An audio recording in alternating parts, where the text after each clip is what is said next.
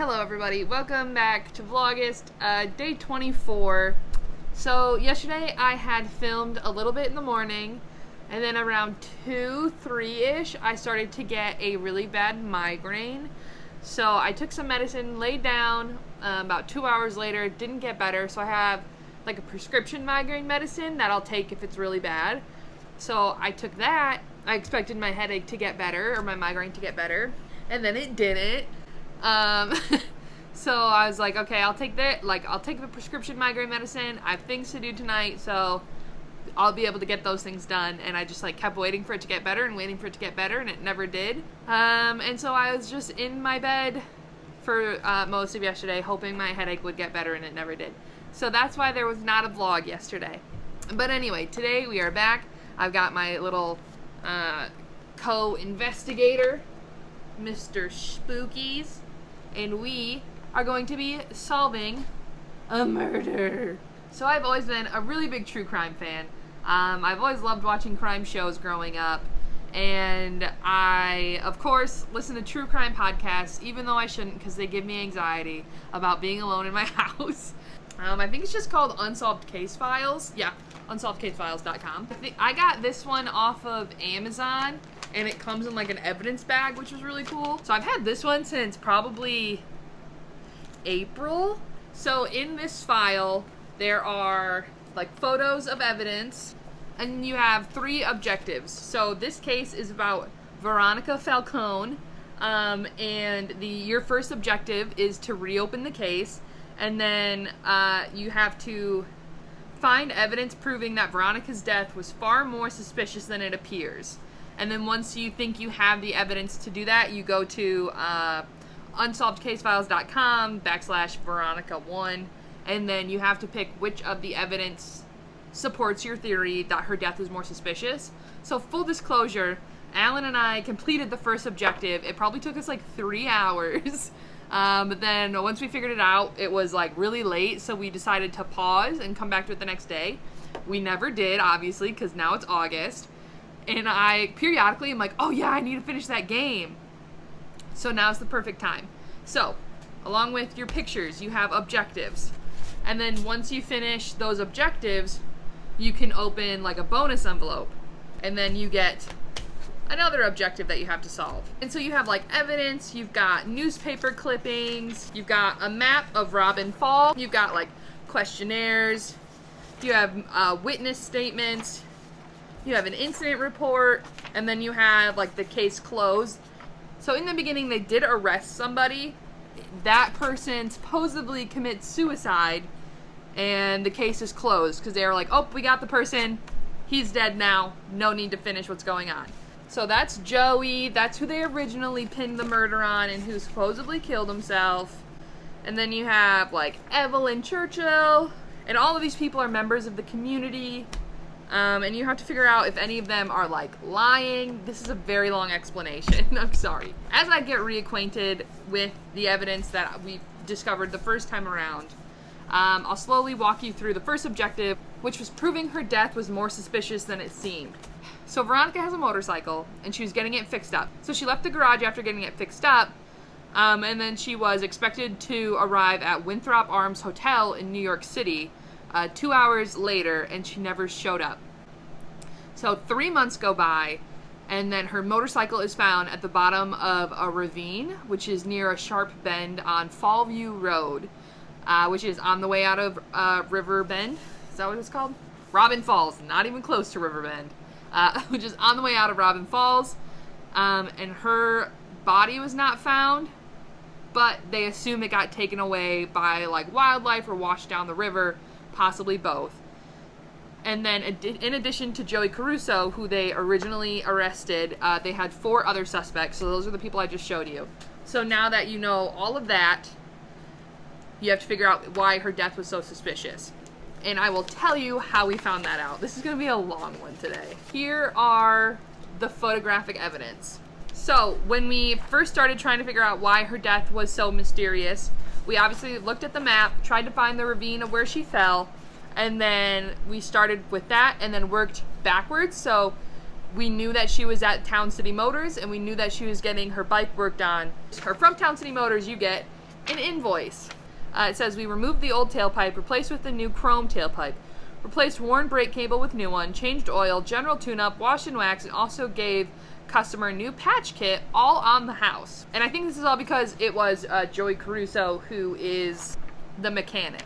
But one thing you can see on this sheet is it shows the mileage. At leaving the garage, she had 1,867.3 miles on her motorcycle. On this map, this is where Town Center Motors is. And then she supposedly went off the road right about here. And so we have kind of a mileage key. So I use this little magnifying glass. It's just under the amount that we need, so which is just under 2 miles. So from Town Center Motors to the place she crashed is roughly 4 miles, okay? The police took pictures of her bike, and you can see that her brake line is cut, but you can also, you probably won't be able to, you can kind of see there is like a speedometer and a mileage gauge on there. The mileage gauge shows the mileage at 1,868 miles. So she probably went a mile, maybe less, on her bike. And that's how we knew on her bike she could not have made it out to the bend in the road that her bike went off of. So that's the evidence that we used to prove her death was more suspicious than it originally seemed. So now it's time for objective 2. So objective number 2 is help find Veronica's body. And then when you think you know where it is, you can go to unsolvedcasefiles.com and figure out if the evidence you have is correct. So in an envelope, you get that objective, and then I believe, yeah, you get something else. So also in that envelope, I got a letter from the State of Connecticut Cold Case Criminal Investigators Unit.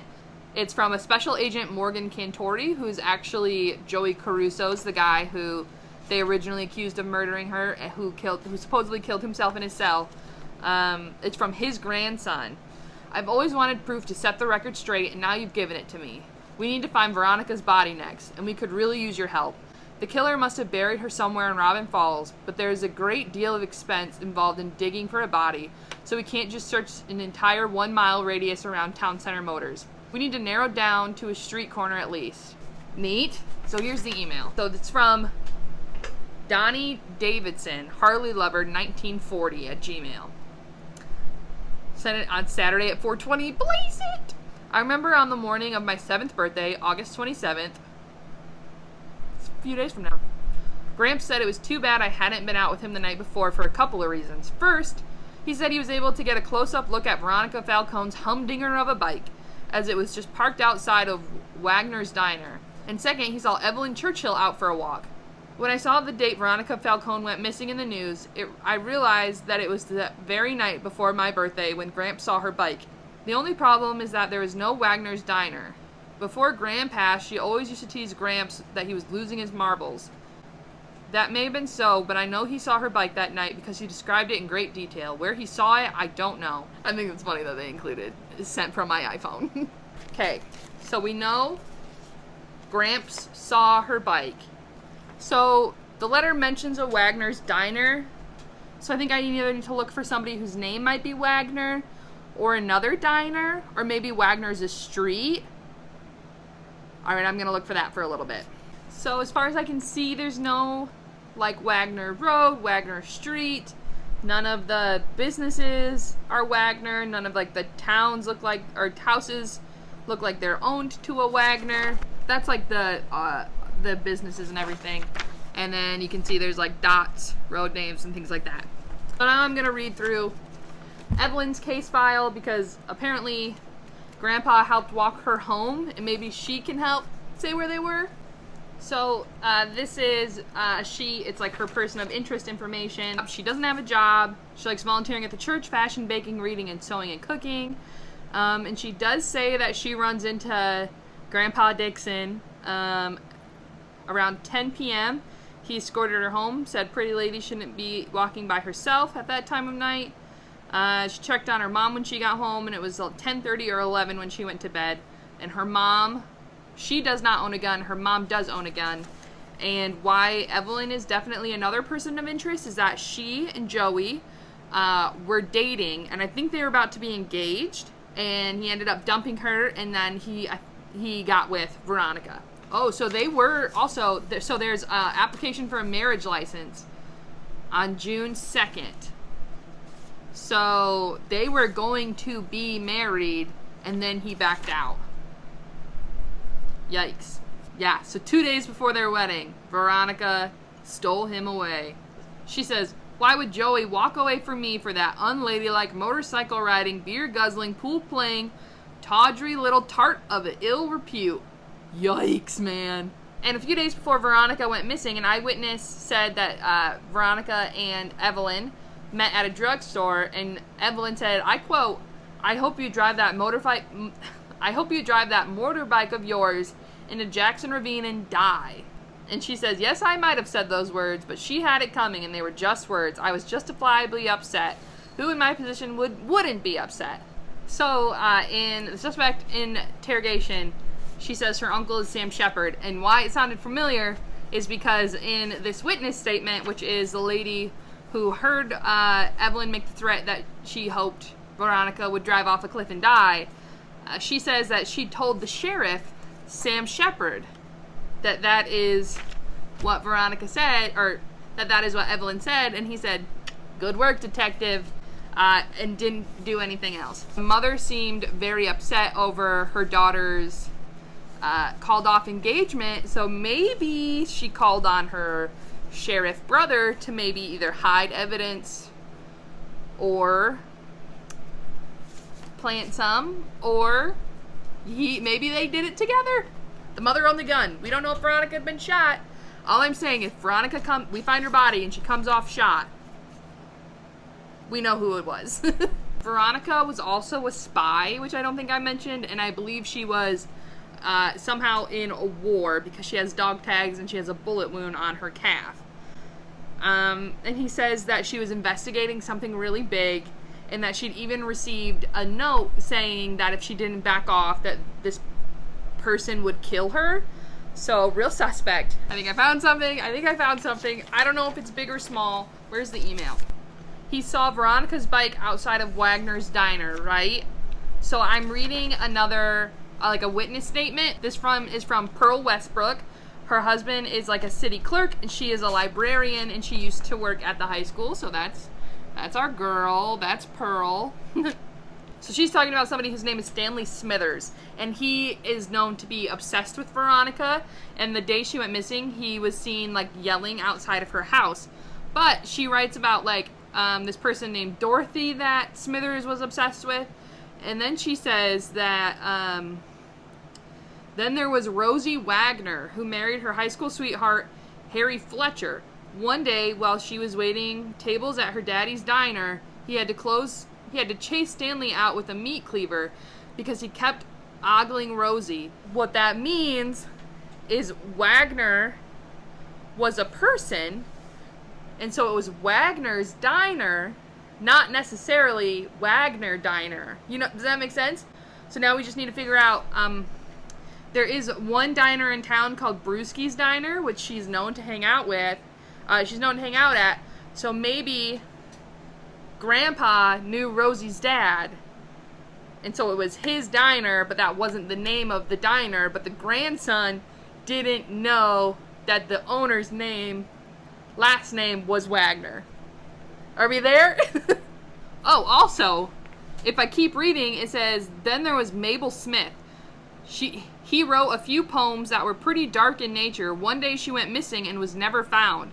The sheriff's department put on quite an investigation, but never turned anything up. What happened to Mabel? Also in Pearl's witness statement, it says that Evelyn obviously was very jealous, and that not long after threatening Veronica, she would stop by the library and take out murder mysteries when she would normally read romance novels, and it was like, well, maybe she just wasn't in the mood for romance.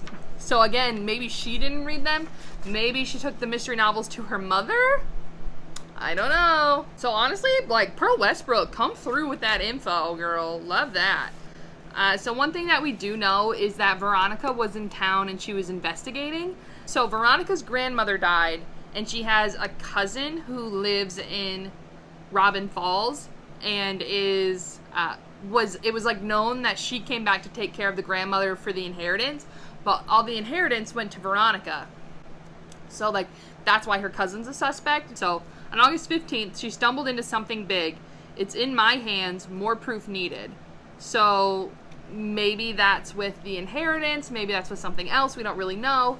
And then on 8/18 says visited town hall, found a connection. Shortly before Veronica disappeared, Pearl's husband, who was a city clerk, said that Veronica came in inquiring about marriage records.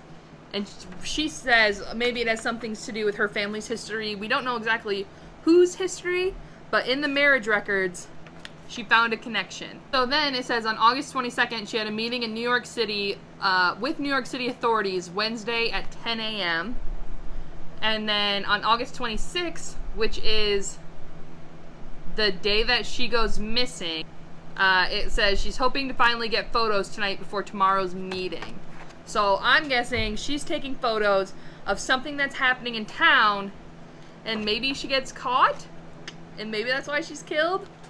But I am assuming that Rosie, that her dad owned Brewski's Diner. We'll see if it's like a mile away, and if not, then we're going to look at Stanley Smithers, who's the person that may or may not have made a girl go missing. Hang on, folks, hang on. Where did I just put the stuff that I want? So there is the Brewski's Diner. So Town City Motors and Brewski's Diner are number 33 and number 34 on this map. They're right here. Can you see that? It's hard for me to see if you can see that. Number 33 and 34, okay? So that is not a mile. However, I was looking through pictures of like witnesses and things like that, and I came across this picture of Carl Littlefield. He's a witness, and this picture is taken, you can see it, well, I can read it, you might not be able to. There's a writing right there that's called Scully's Diner. Scully's Diner is exactly a mile from Town Center Motors. Folks, we're onto it! After the person of interest form, I read through a witness statement, which is Ruby Jones, who I think lives across the street from Veronica. And she says that the day that she went missing, Stanley showed up to her house around noon and was like banging on all the doors, threatening to break in because he knew Veronica was inside, and she was, and just getting very aggressive. So finally Veronica like storms out of the house and is like yelling at him, telling him he needs to leave. And then she says that she knew about Mabel Smith, and she was going to find out what happened to her. And then after that he like went to charge at her, and she like easily dismissed him with like moves she might have learned in the war. And he turned around saying that she was going to regret this, looked at her motorcycle as she was leaving, and then left. So that's why Ruby thinks possibly Smithers could have cut her brake lines. But I think what we know now is the brakes weren't the issue, so the brake lines had to have been cut after she was killed, right? So, listen, Stanley's not making this look good for him, okay? So, in Pearl's original letter, she does state that as soon as Mabel Smith goes missing, the sheriff, like, makes this huge deal about it, and, like, they have this huge search and everything like that. And, so in Stanley's questionnaire with Captain Dixon, he mentions Mabel Smith, and Smithers says, like, that's ridiculous, I never stalked her, ask Sam Shepard, he knows I had nothing to do with it. He was just a copper back then, but was in charge of the search. Even he said she probably took off with some guy. So a little suspect that Sam Shepard is being so dismissive, but at least with Mabel, he actually, you know, had a search. And he does kind of say the same thing to Joey. So Joey calls the sheriff when he initially can't find her. And the sheriff says, like, a rough and tough war hero could more than take care of herself. And then he said, I called the sheriff again and got more of the same. If it were any other woman that went missing, he'd be all over it. I know he didn't like her, but his attitude is ridiculous. So a little suspect of the sheriff. However, Smithers isn't making himself look good because he wrote this letter to Veronica with a creepy drawing of them holding Stanley Jr. And he writes her a poem that ends with, "Soon you will see you can't live without me. I mean that quite literally. You shouldn't doubt me." He rhymes me, which isn't great, but a little threatening. So I think I'm getting ahead of myself. So I found my objective, and it just said, like, where do you think Veronica's body is? So I think it's at the corner by Scully's Diner, the corner of Woodpecker Road and Fallview Road. And so on their website, it doesn't just like tell you the answer. You have to pick 3 different items that you think can help the investigators find Veronica. So the first item is like the Robin Falls map. The second item is going to be the email from Donnie Davidson, because that's where I learned about Wagner. And I said the third item is... The third piece of evidence could either be Pearl's interview, her witness statement, but I think it's either that or it's going to be the picture of Carl Littlefield, because that's what has Scully's Diner in it. It says it was still not enough to search for a search warrant for Veronica. So we're going to try again. We're going to stick with Robin Falls and the email from Donnie Davidson, and instead we're going to choose the witness statement from Pearl Westbrook. That was it! We solved it! Okay, so Wagner's Diner is now Fletcher's Family Restaurant. What? So it says, I don't know if I got that right on purpose or on accident. Hang on, where's Fletcher's Family Restaurant? Oh, so everything about Smithers... Now I don't think it's that big of a deal because I was in the complete wrong spot. So, Town Center, it's hard to see, I know. I thought she went down here, which this is everything that has to do with Smithers, but instead she went over this way. So she's over here, not here. I know it's still very close, but that's where she was seen. I was stuck on the word diner, and Pearl Westbrook explains that Rose Wagner used to work at her dad's diner and married Harry Fletcher, so therefore it became Fletcher's Family Restaurant. So listen, I did it wrong, but I got it right. So now we're gonna open objective B, baby.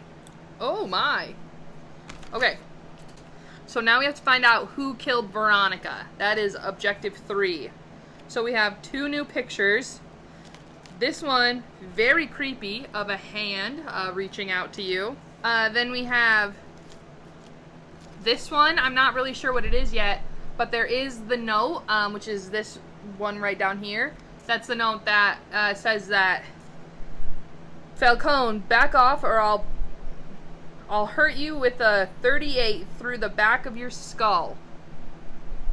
Guys, there's a gun. Who had a gun? The mom. Evelyn's mom. I'm not saying I called it. One, because I don't know if I did yet. Okay. So here's the letter from Joy Caruso's grandson from the State of Connecticut Cold Case Criminal Investigation Unit. Dear investigator, I want to congratulate you on your excellent work pinpointing the area we should look for Veronica Falcone. I'm proud to say that we found her body. It was buried in a shallow grave behind what used to be Wagner's Diner.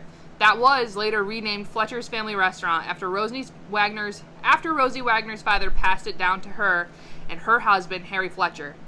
Unfortunately, the remains have no lasting forensic evidence which we can tie to any of the other suspects, but it's quite obvious Veronica was in an act of uncovering something big. But what were they hiding, and why did Veronica Falcone have to lose her life for it? If we can figure out what she was investigating, we'll be able to tie one of those suspects to her death, I'm sure of it. What was Veronica investigating? You have to find out. I need your help.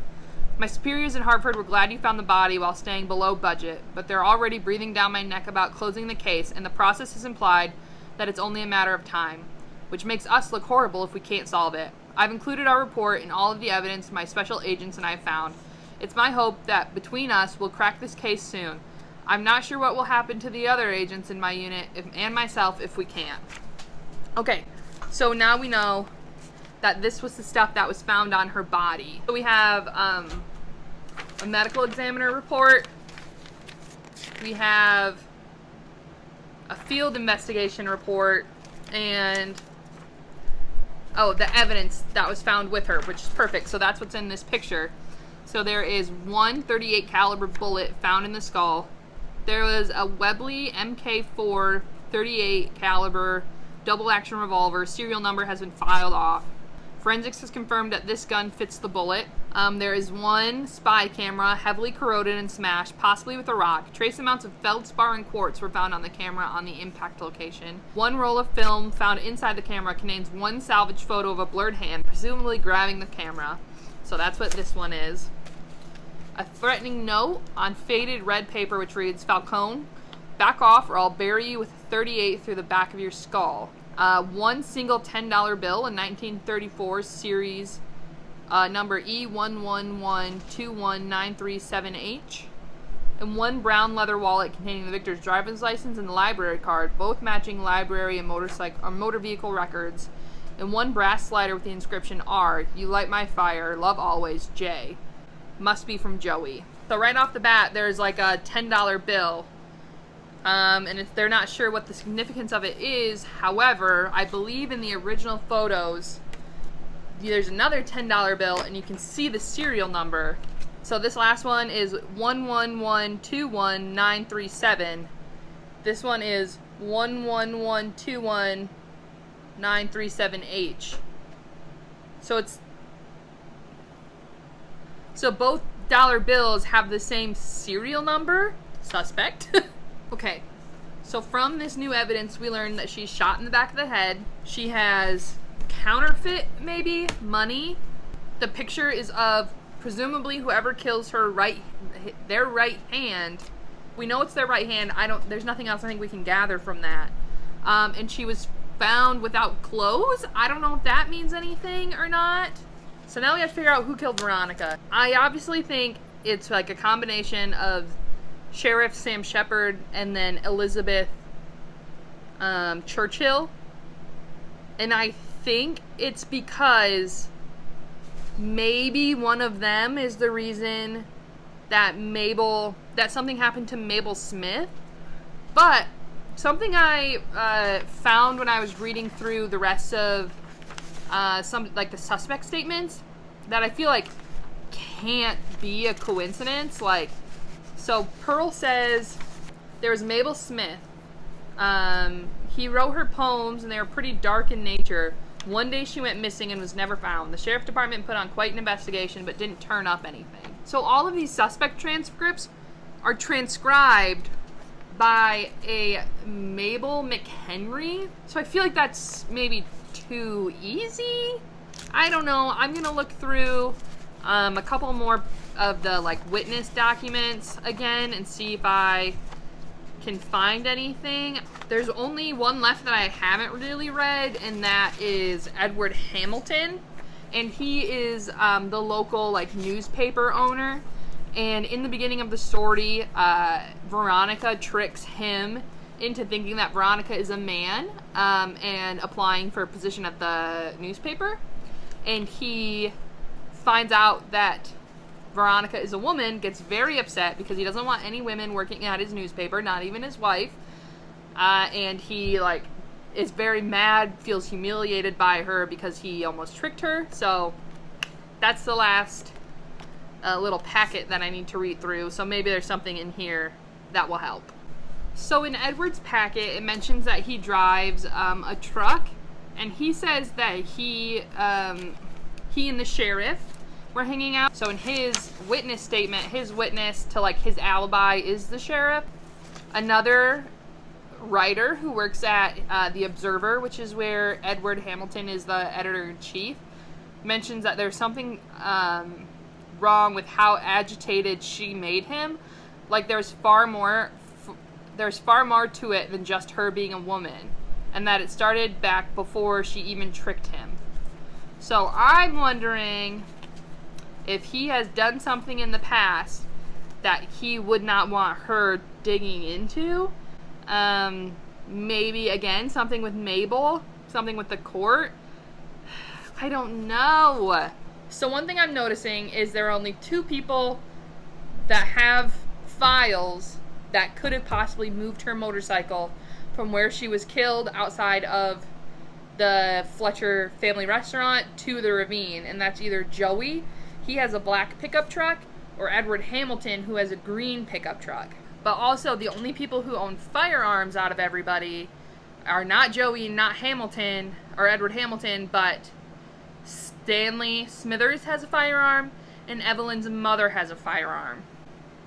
So, like, unless this is a huge conspiracy between either, like, Stanley, Edward Hamilton, and the sheriff, or Edward Hamilton, the sheriff, and Evelyn's mom, Elizabeth, I think it's one combination of those three. Oh, another thing we learned is that this hand is the right hand, and it cannot be Sam Shepard's hand because he lost one of his fingers on his right hand to a raccoon attack. So this cannot be his hand. You guys, I am stuck. I have to find out who killed her, and I have no idea. I've looked through everything. Nothing makes sense. The only people with guns I don't have any proof that I know of that they did it. The only thing that points me to one of them is the $10 bills being the same serial number. So that makes me think that it was Smithers. I think I'm just gonna guess. And I'm gonna go based on the fact I didn't want it to be Smithers. But I get, like, the bills have the same money on them, like, are the same serial numbers. She's got a bank trust bag in the evidence that she's found with, and he owns a gun, and the fact that he was like, well, without me, you won't live. I guess I'll say my two items that I need to identify the killer are the Stanley Smithers person of interest form, I think, and the photo evidence found with the body. Neither of those are the two documents we're looking for. Awesome. I'm gonna ask for a hint.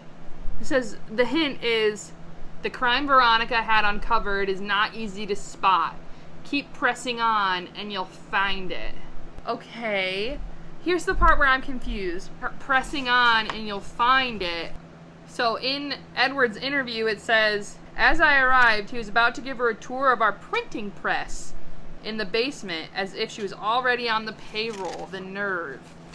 Maybe keep pressing on the printing press? I can ask for another hint. So maybe do I think Edward Hamilton did it? Should I ask for another hint? I will. Oh, yeah, okay. I think I'm on the right path. And I think I was, but I let myself get distracted with Smithers because I was on Edward Hamilton. Oh, so the second hint is Veronica never wanted a job at the Robin Falls Observer. Spying was more her thing. So maybe she's spying on Edward Hamilton because he had something to do with Mabel's death.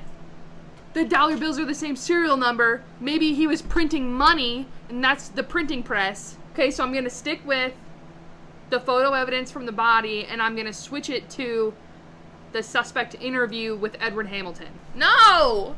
Those are not the two documents we're looking for, but you did get one of them. That means you're on to something.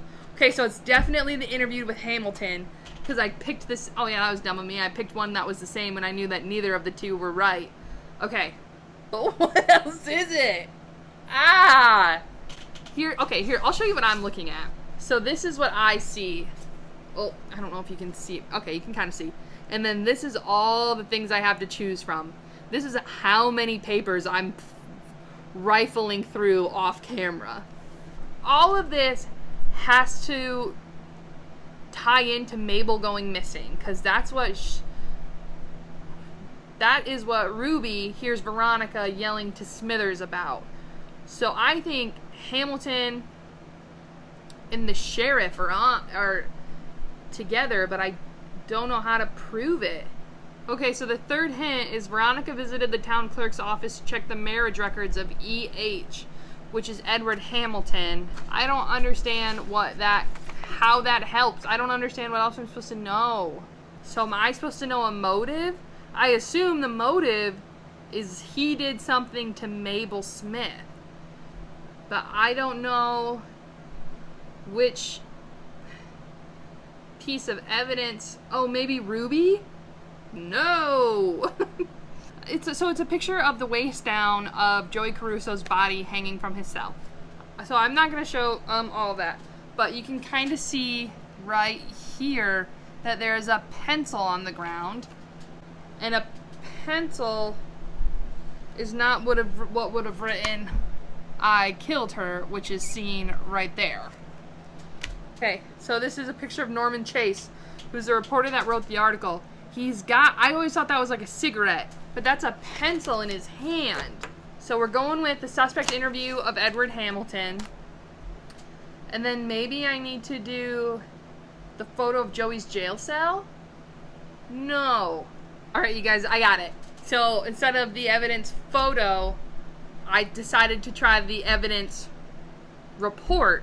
And that put me through to who killed Veronica. You're so close. Confirm which suspect killed Veronica and close the case. So I think it's Edward Hamilton. It is! You did it. Edward Hamilton killed Veronica because she caught him counterfeiting money. That's what it is. Nothing to do with Mabel for some reason. You may now open evidence envelope C. Both of Veronica's $10 bills have the same serial number, which also happens to be Edward Hamilton's wedding date and his initials. Oh, I didn't even catch that. Well, I don't know where a 2 comes in.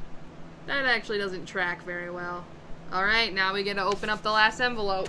I'm mad. What happened to Mabel? I swear, if I don't find out what happened to her in this envelope, I'm writing the company. Oh, I get $10 off my next case. Congratulations, detective. You solved case number yada yada yada.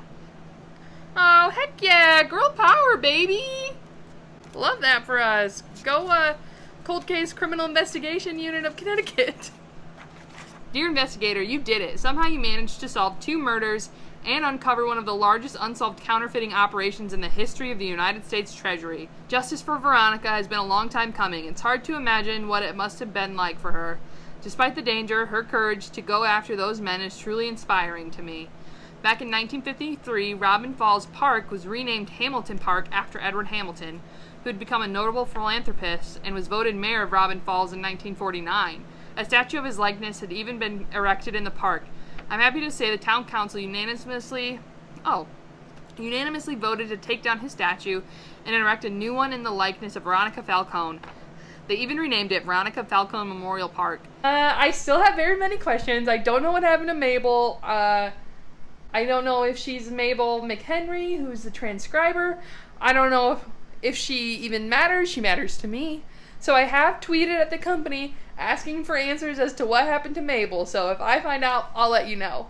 But I did get a $10 off coupon for the next case that I want to buy. So there are 3 cases that I'm between right now getting. It's the Jamie Banks case, the Jane Doe case, and the Buddy Edmonds case. So if you have a preference between one of those 3 with knowing nothing about them just based on pictures, let me know and I'll buy it.